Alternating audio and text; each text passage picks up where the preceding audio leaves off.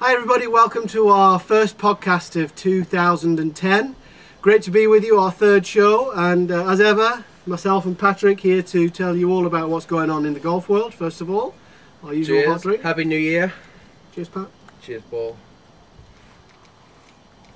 So not a lot going on this week on the tours because pretty much every tour has a break.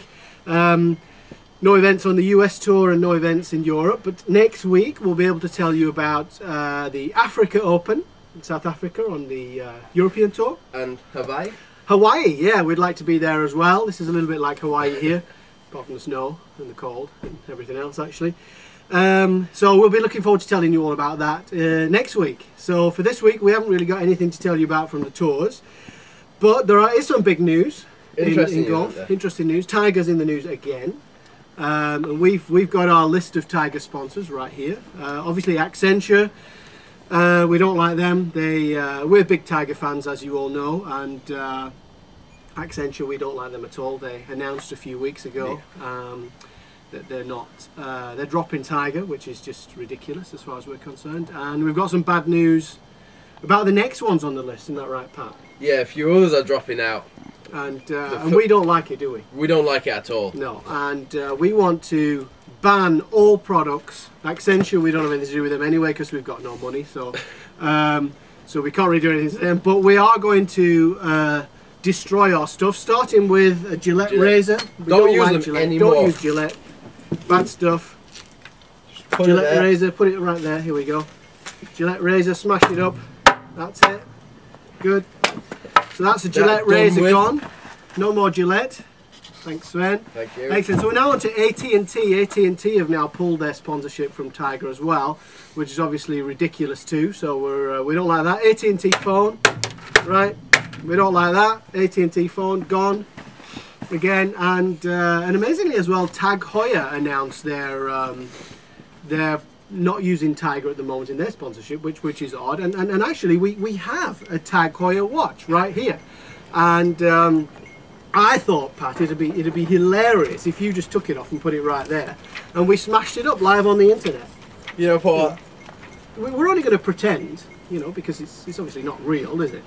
You know, I mean, your watch is real, but I mean, this is, you know, I'm just going to hit to the side of it there. Oh dear me, look at that. So, Tag Heuer watches, we don't like them either. I'll just get rid of this Callaway stuff there, because Callaway's no good either. So, right, so this week's, after we've sorted out Tiger's enemies, who are also our enemies, we're talking about the kinetic chain. Looked at a few forums recently, actually. We talked about lag yesterday. A lot of people are keen on lag, aren't they? Amateur golfers all want lag, and we know that that's actually not quite the whole story, is it? Well, how is it created, the lag? Well, through what we call the kinetic chain, right? Which probably needs a bit of explanation because people probably don't know what that means. I hear a lot of people talking about, you know, just trying to hold this angle a long time, but it's tough to do, really, isn't it? Don't you think? It is, and holding the angle isn't the secret, and a lot of, I hear a lot about down cocking as well. You know, this cocking the wrist coming down, and you know, it's all to do with timing, and it's not wrong, is it? You know, it's not wrong. No, and I think on the range it might work, and you actually started the ball better, but you just have to think about it all the time. So when you start going on the golf course, I just can't see it working. Yeah, me neither. And really what it's all about is what we call the kinetic chain. Yeah. And we want to explain that now. We've got a little sort of thing for you to look at. And there we go, that's the kinetic chain. Now it probably doesn't mean a great deal to you, but what we're actually looking at are the speeds of the relative parts of the body. So if you want to zoom in, Chris, a little bit here. This is Chris on the camera. You can see the red line. The red line is the hips, and the hips, as you get to the top of the backswing, they fire first, and they sort of spin round. Maybe you could stand up, Pat, and demonstrate while I talk about it. If I don't slip here. Right, so you make a backswing. We've thrown the Callaway club away, which is a good thing. So the hips go first, which is what you're seeing with the red line right here. That happens while the club is still loaded in the backswing, actually. Good point, actually. Good point. So the club head's having swing, and then while the club's still going back, I start down with my hips. Right. So good job. Yeah. and then the blue line. Then come the shoulders. Now the shoulders fire. There we go. Through that, my lower body stabilizes. Yeah, I mean that's very important. The actual slowing down section of it, and then the arms come, and obviously, as Pat just said, the arms stabilise the upper body. And I think the most interesting bit comes now, the club, which is obviously off this graph because it's sort of way up here somewhere.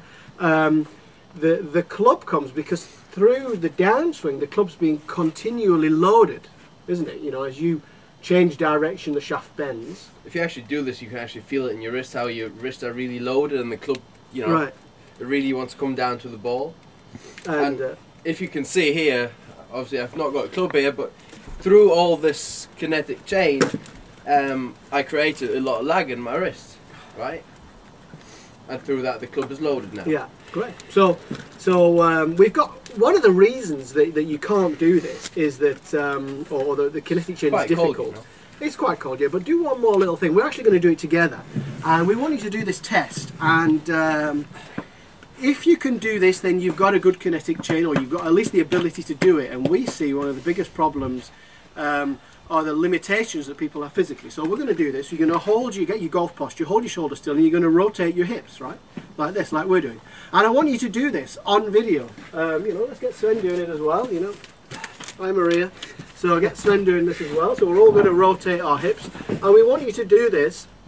And the first person to send us a video doing this to us, info@ledbetter.de. So the first person to send us a video doing this will get a free screening with our guest next week on the show, who's Lars Fokker. He's our fitness trainer. And it's so cold, we're just going to stop now. Joining next week is going to be awesome. Yeah, we've got Lars Fokker, and we're going to talk about the tour, so see you next time. Thanks.